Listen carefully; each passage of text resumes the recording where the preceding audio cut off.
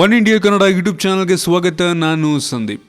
ಭಾರತ ಮತ್ತು ಆಸ್ಟ್ರೇಲಿಯಾ ನಡುವೆ ನಡೆಯುತ್ತಿರುವಂತಹ ಎರಡನೇ ಟೆಸ್ಟ್ ಪಂದ್ಯದಲ್ಲಿ ಈಗ ಭಾರತ ತನ್ನ ಎರಡನೇ ಇನ್ನಿಂಗ್ಸ್ ನಲ್ಲಿ 274 ರನ್ಗಳನ್ನ ಬಾರಿಸಿ ತನ್ನ ಎಲ್ಲ ವಿಕೆಟ್ ಗಳನ್ನ ಕಳ್ಕೊಂಡಿದೆ. ಹೌದು, ಇದರ ಮೂಲಕ ಆಸ್ಟ್ರೇಲಿಯಾಗೆ ಕೇವಲ 188 ರನ್ಗಳ ಒಂದು ಸಣ್ಣ ಟಾರ್ಗೆಟ್ ಅನ್ನ ಭಾರತ ಆಸ್ಟ್ರೇಲಿಯಾಗೆ ನೀಡಿರುವಂತದ್ದು.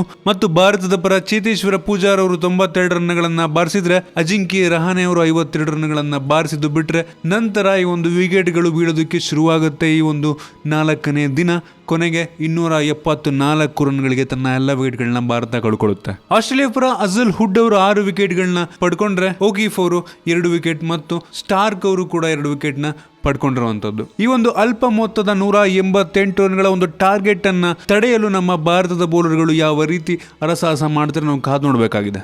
ನಿಮಗೇನಿಸುತ್ತೆ ಈ ಒಂದು ಭಾರತದ ಕಳಪೆ ಬ್ಯಾಟಿಂಗ್ ಪ್ರದರ್ಶನ ಮತ್ತು ನಮ್ಮ ಭಾರತದ ಬೌಲರ್ಗಳು ಈ ಒಂದು ಆಸ್ಟ್ರೇಲಿಯಾ ತಂಡವನ್ನ 188 ರನ್ಗಳ ಒಳಗೇನೆ ಕಟ್ಟಾಕ್ತಾರ?